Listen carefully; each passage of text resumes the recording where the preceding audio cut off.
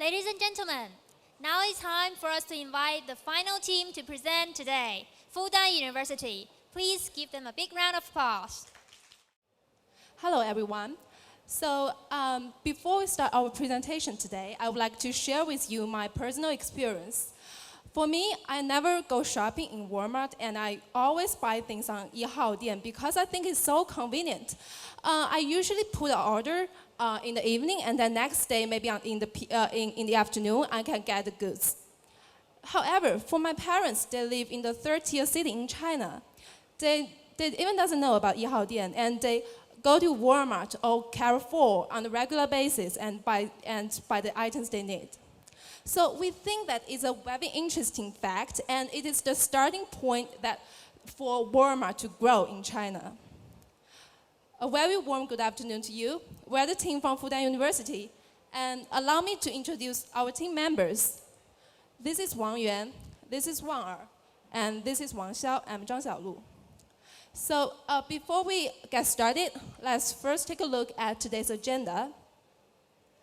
So first of all, we have identified 3 gaps in China, and we will give you an introduction of the 3 gaps.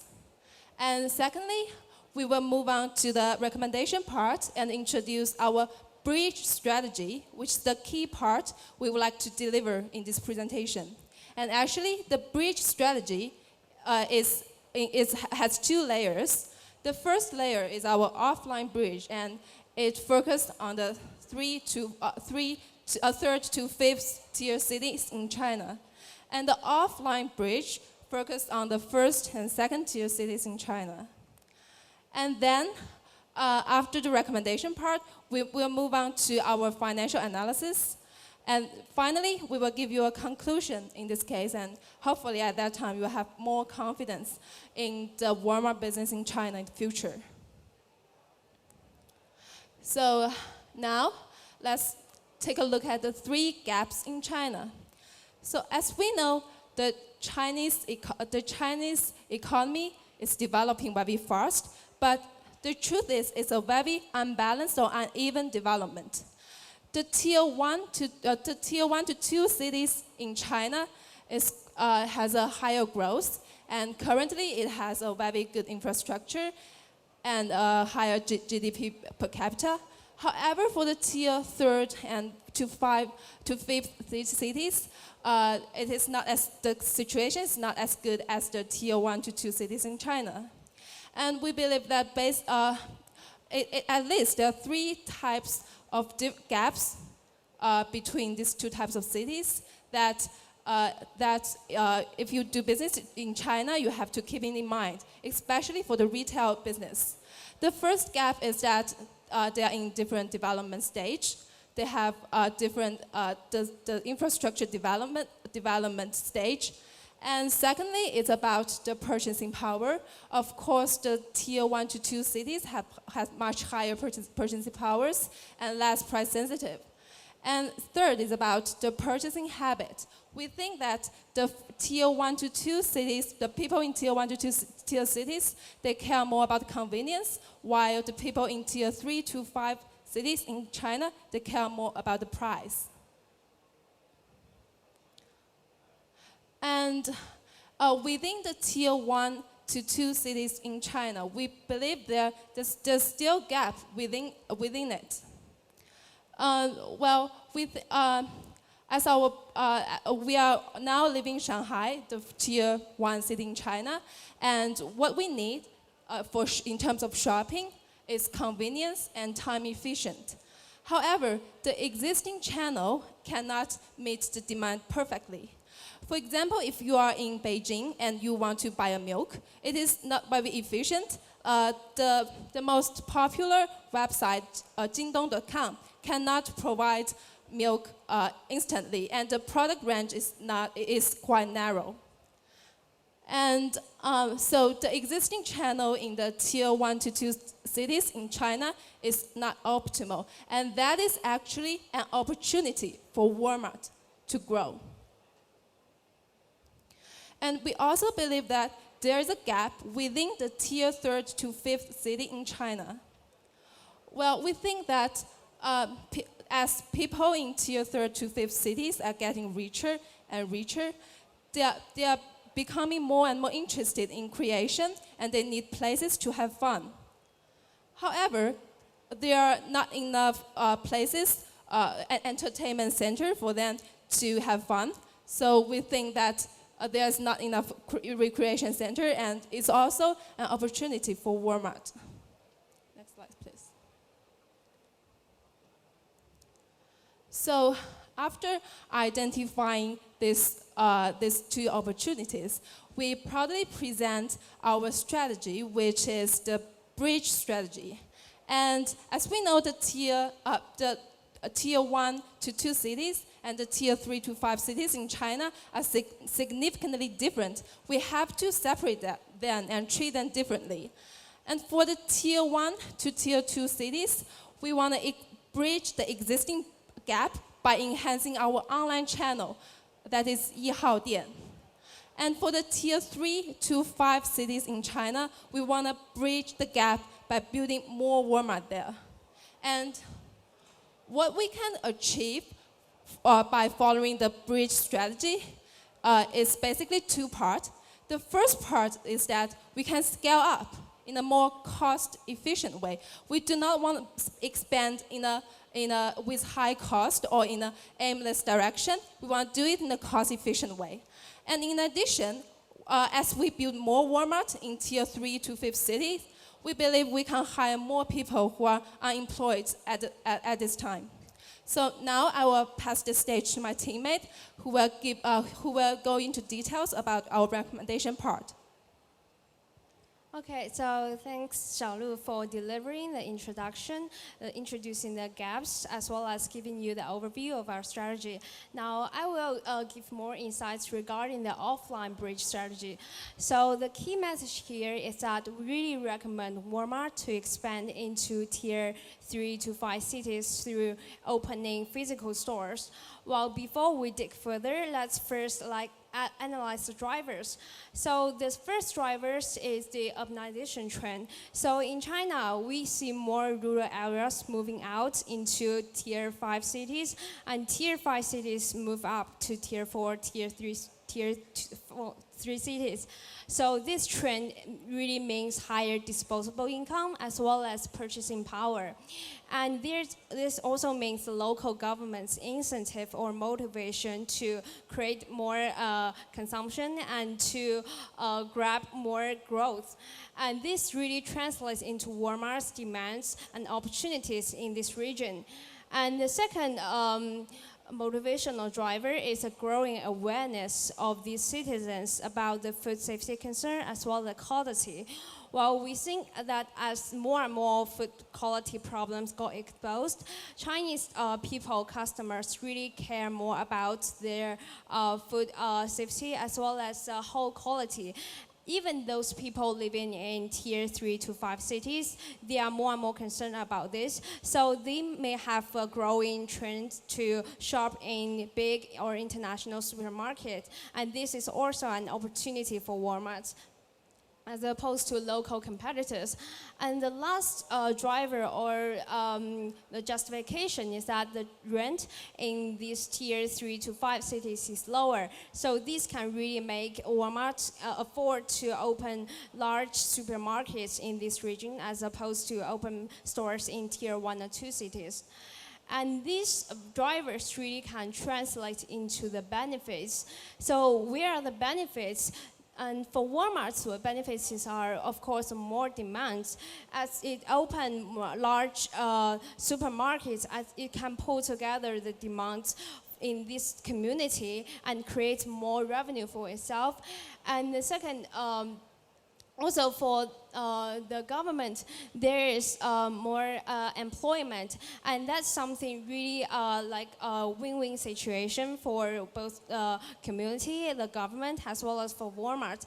Well, this employment comes not only from Wal-Mart itself. If Wal-Mart is entering this market, it can bring more business to the suppliers and to the whole value chain, actually. So this is really pulling together the whole thing and bringing up more employment. And there's also the higher consumption for the local government. That means really the government's goal is to transform China's economy from an investment-led economy to a consumption-led. And this is coinciding with their goal. And for customers, there's the low price and great value. And this is something people in the tier 3 to 5 cities really looking forward to. And later we'll have more analysis on this. And they also pay attention to the shopping experience. That is a thing they cannot gain from traditional grocery stores or local stores. And how we can translate these drivers into benefits, that is the part of our bridge strategy. So the bridge strategy, we have some actions and recommendations for Wal-Mart, and the key message here is that we recommend it to open large supermarkets as opposed to small convenience stores or medium-sized stores. Well, because this will potentially pull together more demands from this middle class or the people in the tier 3 to 5 cities. And actually, this also has a very big chain effect in that it can help to create a hub. It is not only about a new supermarket, it is about connecting the dots together and creating the hub and improving the whole city's business activities. And for this whole plan to actually work, we really need to attract the new customers. And how could we do that? Well, people in these tier 3 and 5 cities, what they care about most is the price. They care about the cost. So for them, we think we should carry out a value strategy.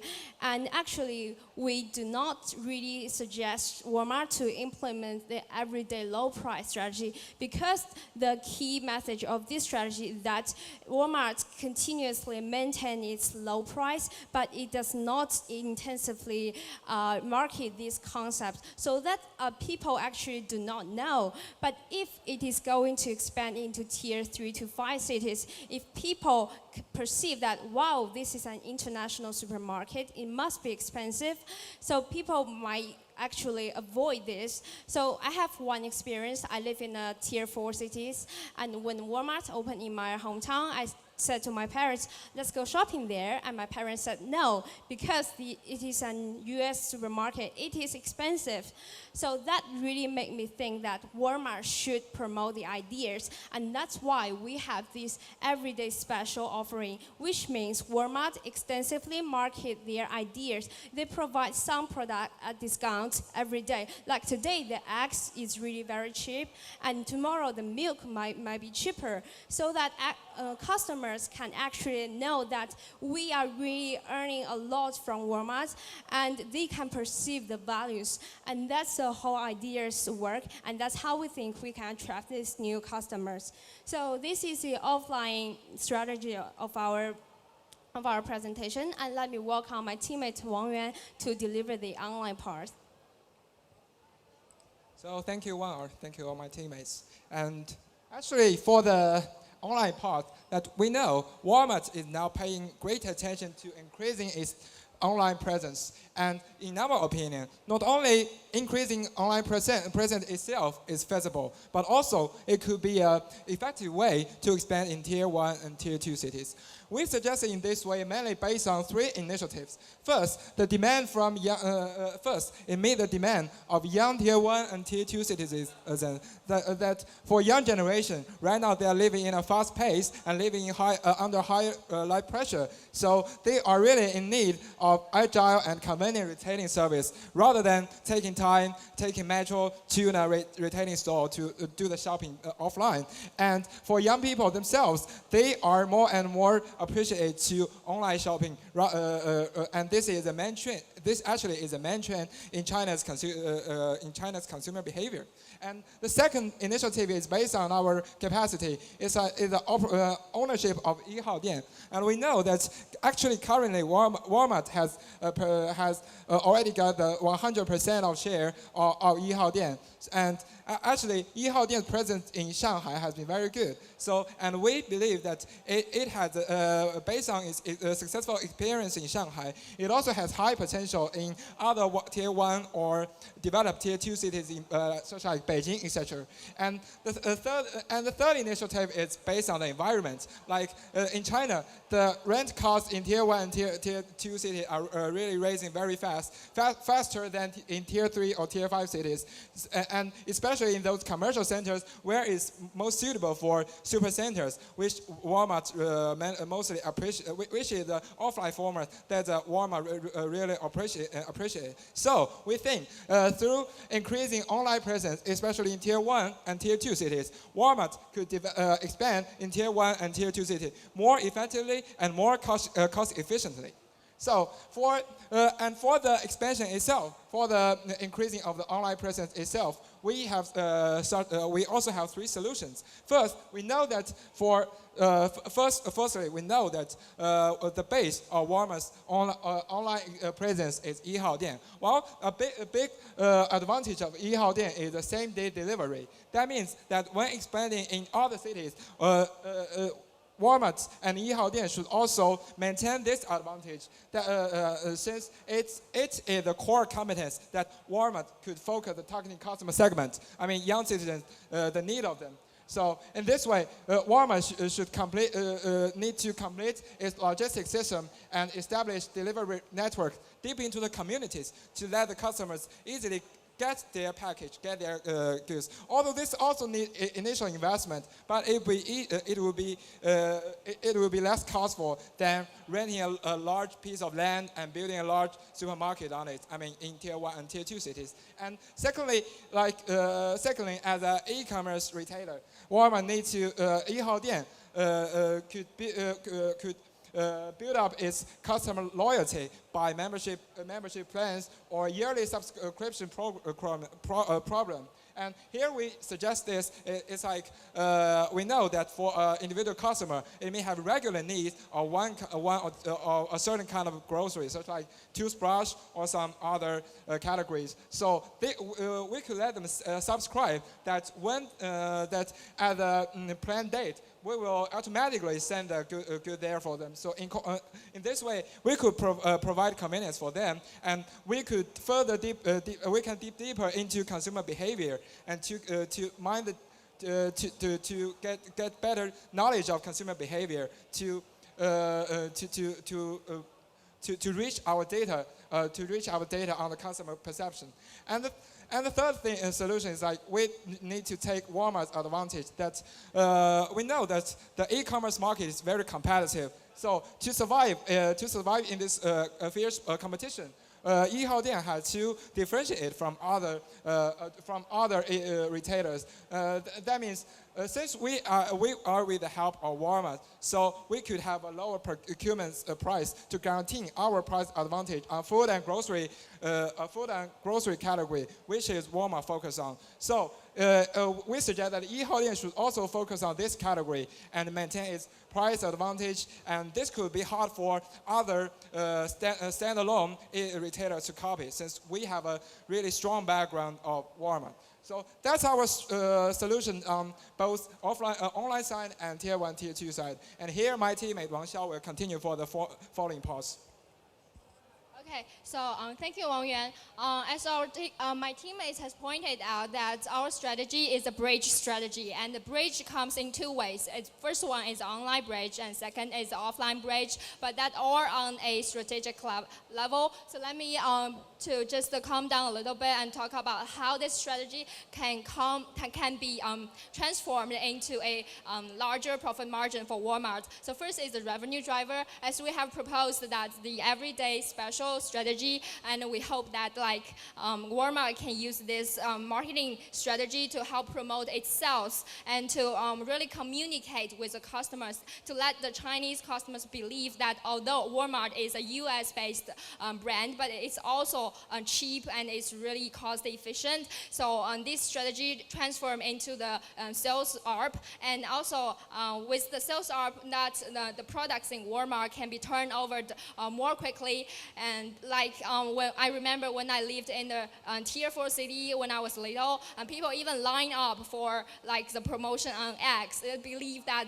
eggs is really cheap, so they line up for it. So with that high turnover, we believe that will transform into the higher quality of those products sold in the Wal-Mart. And with that good product quality, we believe that customers may be more willing to come into Wal-Mart and buy more goods. So we think that transform into a bigger sales. And with that bigger sales, we think Wal-Mart can really lower down its procurement cost because it can purchase in large orders and also gain the bargaining power, and with this advantage, it can further can execute its everyday special strategy. And so that is really a positive feedback. And for the cost side, we think we do want to compare the cost of these two channels implemented in different areas. For the tier 1 to 2 cities, the online channel is definitely more cheaper than the offline channel, because when you do offline channel, like in Shanghai, you have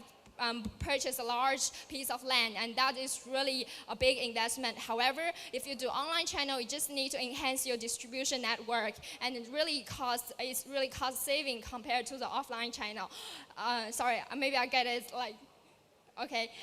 So for the tier 3 to 5 cities, we think that the online channel is more costly because maybe for Yihaodian, it takes like 1 week to deliver those goods to the tier 3 to 5 cities in China. However, like if you purchase land in the tier 3 to 5 cities, that piece of land may not be that expensive, and it is really impossible for Wal-Mart to build its large supermarket in these 3 to 5 cities. And finally, Wal-Mart can use and integrate sourcing with Yihaodian. They can purchase things together to get the larger order as well as the variety of goods, larger variety of goods. So that increase the cost efficiency. So with these three sides, we think that our strategy transform into a positive cash flow and a positive profit margin. And finally, let me wrap up our presentation today. So to make it more simple and visual, actually we think that there's a huge gap in China. It's a gap between rich and poor, the gap between the east area and the western area, and the gap between those middle class and those farmers. And really but our strategy is not to build a bridge between them. We're not trying to fill the gap between poor and rich. Our strategy is can be perceived in another way. We think that Wal-Mart can stand in between these two areas, and Wal-Mart, when they are facing with the tier 1 to 2 cities, they use the offline channel, but when they are facing with the tier 3 to 5 cities, they use the offline channel. So Wal-Mart stand in between and connect those two together, and within this gap, Wal-Mart can take advantage of this gap and to develop its business further. So how to bridge the gap? As we have mentioned that we suggest Wal-Mart to develop both in the tier 1 to 2 cities and tier 3 to 5 cities area, but in a different way. We think we focus on the offline channel in the tier 3 to 5 cities, while we focus on the online channel in tier 1 to 2 cities. And we think with this way, we treat those two areas differently, and Wal-Mart can take advantage of that difference between these two areas. And within the tier 3 to 5 cities, we think that with the offline channel or those traditional physical stores that Wal-Mart are good at, it can really help to serve the consumption needs of those people, and also it can create values for those customers because we are serving cheaper products but with good quality. And finally, we can increase the employment and drive the local economy, because local economy is our first priority of those local governments. And with a Wal-Mart building in those cities, we can really create a hub for that city and to further to attract other merchandisers, other stores, and that can create an effect and attract and drive the economic growth. And within the tier 1 to 2 cities, we think that online channel or the Yihaodian channel that Wal-Mart has acquired can help to capture the younger generation like us, and also to those middle class that is rising very dramatically in China. And also also, we can help to save costs because we don't need to purchase those large pieces of land in Shanghai anymore. We just need to enhance our distribution network, and that is a much smaller investment. And finally, we can help to create customer loyalty because my teammate has mentioned we can create a yearly subscription program. Like for one, you can order its supply of toothpaste for a whole year and ask Yihaodian to deliver that toothpaste every 2 months or every 1 month. So that really creates the customer loyalty and help the customers to stick to the Yihaodian channel. So within these details and our strategies and our analysis, we think that Wal-Mart can achieve a really high growth in China and sustain its success. Thank you very much. And that's all. Welcome any questions. You have captured a lot of the essence in the case, and you have also given us real-life examples, probably because you are based in Shanghai and the other two teams are maybe spending a lot of time in Hong Kong. But I have to say that I do like your presentation a lot. And one thing I'm curious to know, maybe some of you live in tier 3, 4, 5 cities in China. Why not an online solution in those cities? Well, firstly, I think it might be kind of impossible because if it uses the same business model as Yihaodian to let a man deliver your products, your purchase into your home, that may take like 1 week to reach the tier 3 to 5 cities because of the transportation, the infrastructure, and also it drives up the cost, and that eliminates the advantage of Yihaodian, which is the low price. And so I think that's the first point, and my teammate has other points. Well, I would like to add on one point. Actually, my parents live in third-tier city in China, and they actually have the habit of going to the supermarket like Wal-Mart and Carrefour on a regular basis, especially after dinner. So I think it's kind of their habits, and we think it's I think we do not need to change their habit into an online channel. I think we should apply in appliance with their habits. I have to say that what you said is correct. We will give what our customers want, and if that's what our customers want, we will build stores everywhere. And you brought up a very interesting marketing, I would call it tactic. So you talked about everyday specials, which what we call in retail as high-low pricing. High pricing for most products, but then low for those to attract people in. What do you think would be the right way of doing business in retail? Effectively, what do you think is a strategy for Walmart? Should Walmart do EDLP, which is everyday low price, consistent everything? Or, one day just have like, 1 renminbi Coca-Cola, which normally sells for 5, So thank you for the question. And actually, this is also a central concern that we were concerned about. I think like doing retailing business is like we are doing our presentation. Like when we are doing case analysis, we have to cover all the aspects of this case. But when we were doing our presentation, we just emphasize on the highlights that we come up with. Like doing, I think this is the difference between, also the difference between everyday low price and everyday special. Like every low price is like you give every kind of product low price, but then you don't have highlight to advertise. Like it's very important. Like maybe in US, where the customers have been educated well by Walmart, but they have the perception that Walmart offered a low price. But in China, like our customers are not educated well, so they actually before they go to Walmart, they don't know that Walmart had a relatively low price. They only know that Walmart is from US, and usually retailers from US, their price are higher. And what we suggest everyday special is like, then we have highlights to advertise. We could make a very highlighting advertisement to let the customer say that we are really offering something cheap.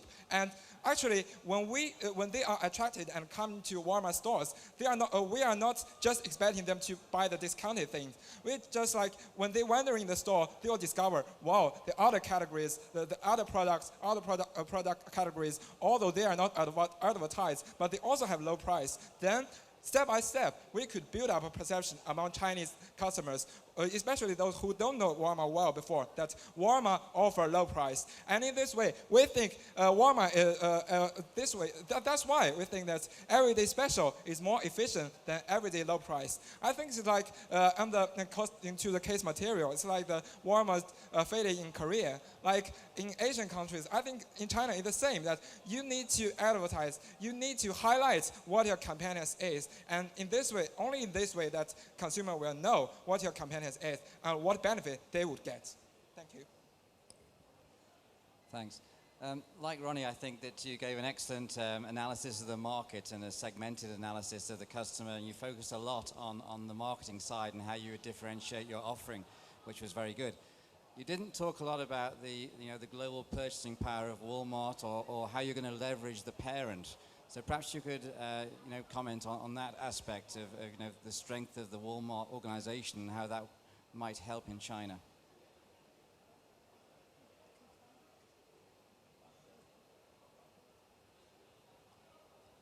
Could you clarify this question? Because we didn't really get it. Yeah, I mean, one of the areas I think you're asked to focus on was, the strength of Walmart itself, and the American parent company.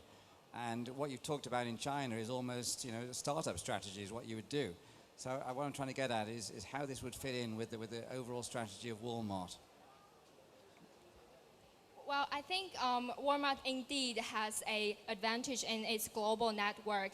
However, how to transfer that advantage into China, it depends. If it's doing an online channel with Yihaodian, then Walmart can use this advantage to get a lot of imported foods and milk, because Chinese people are really kind of into this imported milk and imported foods. So if it's selling through the Yihaodian channel and can get charge a higher margin for those people, and those tier 1 to 2 city people are really into this goods and foods from the Western countries. However, if the Walmart is doing its business in the tier 3 to 5 cities, then people there might not really think that they need those imported foods or goods, or they think that they're too expensive to afford, or they don't care that much that it's imported. So maybe local products and local foods are good enough for those tier 3 to 5 city peoples. So in this way that we think that global network might not to get its maximized use in its tier 3 to 5 cities, and my teammates has more to clarify. Well, I would like to add on one point. As you know, the Chinese people are more and more concerned about the food safety currently because of few incidents in China. And we believe actually we can leverage the brand equity of Walmart when building its stores in tier 3 to 5 cities. So I think we believe that the people there trust the Walmart brand, and thus they trust the food offered by Walmart. And I think that is our advantage when entering the 3rd to 5th cities in China. Thank you. Thank you. I think there's other things also around, the real estate opportunity and the expertise within Walmart, and actually, frankly, just the cash, the parent company's cash position to be able to acquire land and supply chains that others don't have, and that's probably an area you could perhaps expand on. Talking about the supply chain, then, how would you expect to be able to service these tier 3 and 5 markets, given you already mentioned they're quite hard to reach? So you mean how to guarantee the supply chain system in tier 3 to tier 5 city? Yes, right. Correct. So actually, supply chain is about procurement and logistics, right? And for the procurement, for the procurement side, we suggest Walmart to to integrate its procurement. Maybe from tier 1 to tier 5 cities, for the grocery category, there might be slightly difference between what they sell. But mainly they will sell the same thing, because actually for consumer goods they are kind of homogeneous. And so in this way, if Walmart integrates its procurement, that means from tier 1 to tier 5, all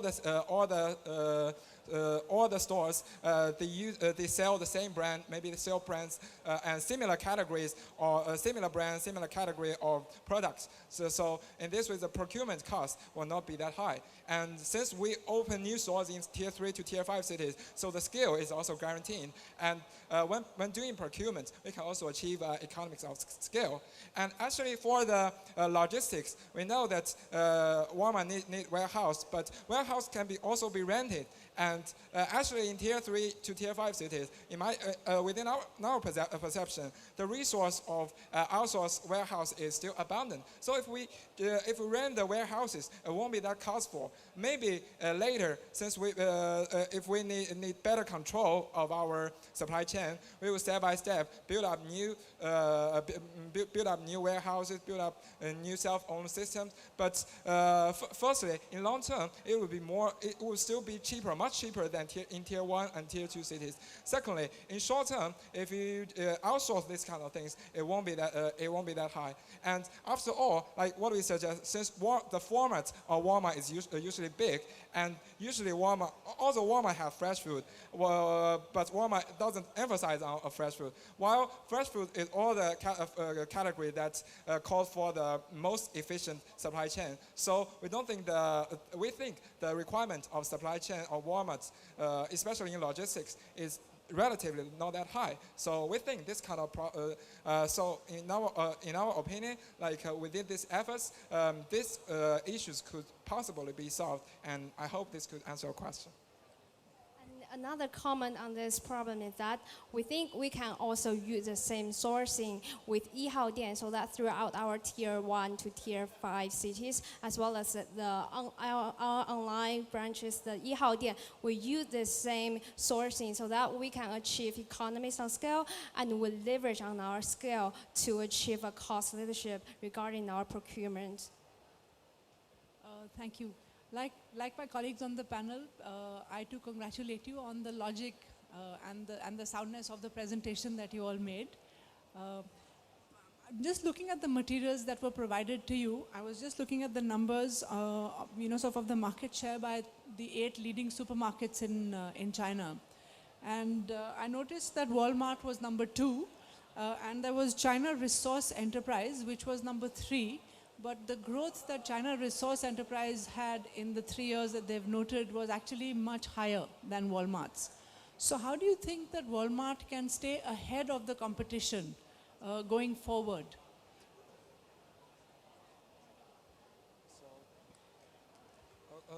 So I get started right now. Yeah, there's fierce competition in China, and there are supermarkets, there are quite a few leading supermarket chains, both international and local. And Walmart's is high in that pack. How do you think they should, sort of endeavor to stay ahead? How do you think they will stay ahead of the competition? So thank you for your question. I think maybe we didn't emphasize on the competition side, but for this problem, in my opinion, like it is true that right now Chinese local supermarkets are very competitive in Chinese market, and as you see that China Resource, actually its name is Vanguard, a brand called Vanguard, is ahead of Walmart.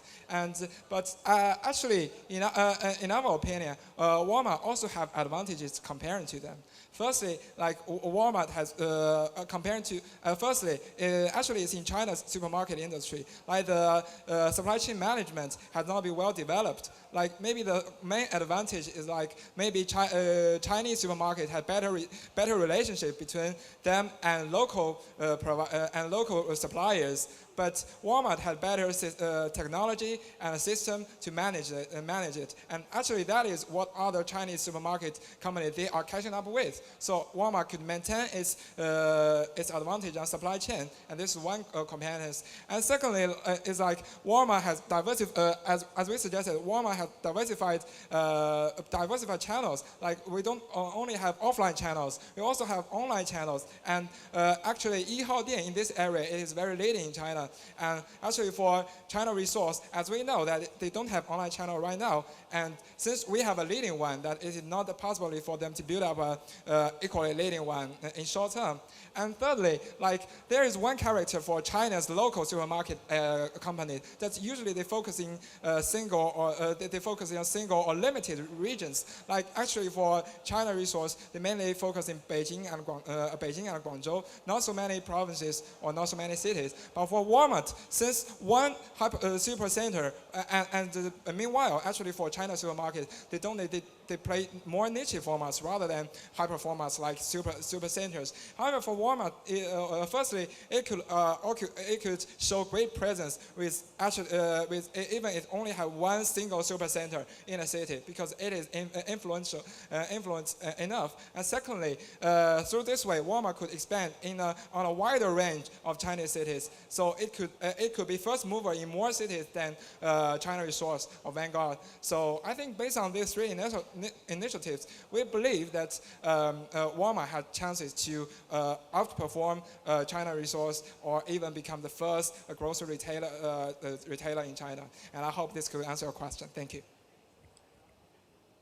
I would like to add on one point. When I was an intern in a boutique consulting firm, actually I have went to the second-tier city in China and interviewed the customers about their views on international hypermarket and the local hypermarket like Vanguard. And actually their perspective divided. I think the young customers have preferred MNC hypermarkets. However, the older citizens prefer the local hypermarkets, and actually, the young customer tell me that the MNC performs much better compared to the local competitors. And actually, why the local citizens prefer the local hypermarket is because they have some attachment to the local enterprise.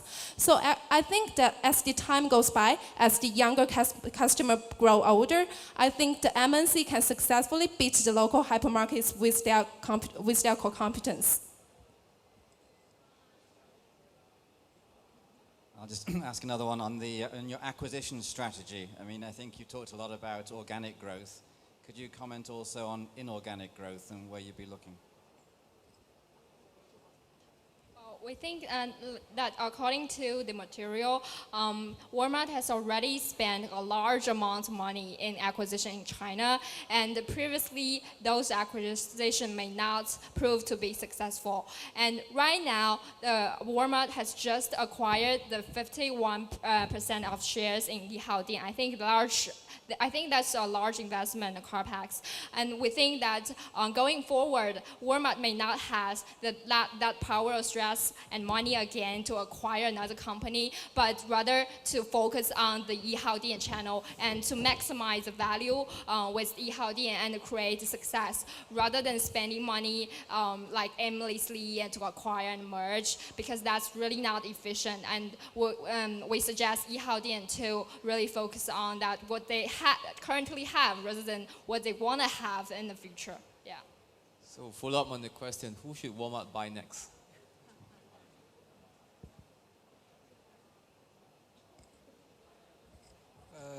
First, actually, for us, it's really a very interesting question. But still, at least at this stage, I think maybe in short term or mid term, we truly do not suggest Walmart to do any further acquisition, at least based on the current market situation.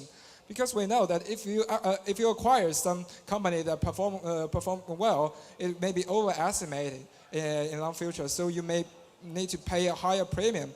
And if you acquire some company that doesn't perform well, and it will bring problem for integration. And actually, like what Alan has mentioned before, like Walmart China is still under a global network of Walmart. So integration has been a very big problem, actually a very important issue. among different branches among Walmart. So I think right now, since we need to specify our strategy in China, it has been difficult enough for Walmart China to integrate to Walmart global Walmart. So if we acquire some other company that has totally different culture and different management, and it will really increase the risk of management. So still at this stage, what we suggest is still like we don't suggest any M&A cases for Walmart. Hope that will answer your question. I'm very impressed with your answer. I think that is exactly how we feel, but of course we will keep an eye on potential mergers because we do have ambitious goals in China, and at the size we have right now at 400, we still have room to grow. We have up to 4,000 in the US, and definitely China is a very key market for Walmart. I'm not sure if any more time, but overall I'm very impressed with your presentation. I think you have excellent understanding of the case, and maybe some good luck as well that that young lady there has worked on a case like this. But overall, I'm very impressed at this.